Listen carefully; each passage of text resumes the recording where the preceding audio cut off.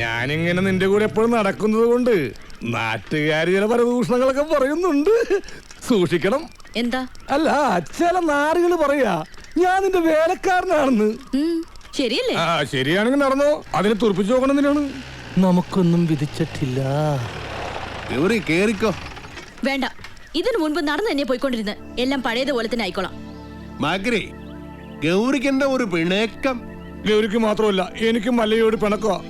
നമ്മൾ തമ്മിൽ ഇത്ര അടുപ്പായിട്ടും ആ ഡോക്ടർ പെണ്ണായിട്ടുള്ള ഡിംഗോളിഫിക്കേഷൻ മല്ല എന്നോട് പറഞ്ഞില്ലല്ലോ. പറഞ്ഞിരുന്നെങ്കിൽ എന്ത് ബ്രോക്കർ പണിയും ഞാൻ ചെയ്യാറുന്നില്ലേ. കാറ്റാപ്പിള്ളിയോട് പോകാൻ പറ. നിങ്ങളുടെ വിവാഹം ഒരു അച്ഛന്റെ സ്ഥാനത്ത് നിന്ന് ഞാൻ നടത്തി തരും. കുരവിടാൻ ഈ ഗൗരി ഉണ്ടാവും. ഇല്ല മോളെ? ഏടാ മാക്രി മൂർക്ക, നീ എന്താ വിസാരിച്ചത്? നല്ല പ്രായത്തില് മള്ളയെ പ്രേമിച്ചിട്ടില്ല, പിന്നല്ലേ സീത്ത പ്രായത്തില്. പിന്നെ മള്ളയുടെ അടുത്ത് ആര് സഹായം ചോദിച്ചാലും മള്ളയെ കൊടുക്കും. അത് ലക്ഷ്മി ചോദിച്ചാലും കൊടുക്കും, ഈ ഗൗരി ചോദിച്ചാലും കൊടുക്കും. അല്ലാതെ അതിലൊന്നും ഒരു കാര്യവുമില്ല. നീ വേണ്ടാതെ പറഞ്ഞാലുണ്ടോ നല്ല അടിവെച്ചു തരും. അതായിത്താ മനസ്സിലായോടി തട്ടി.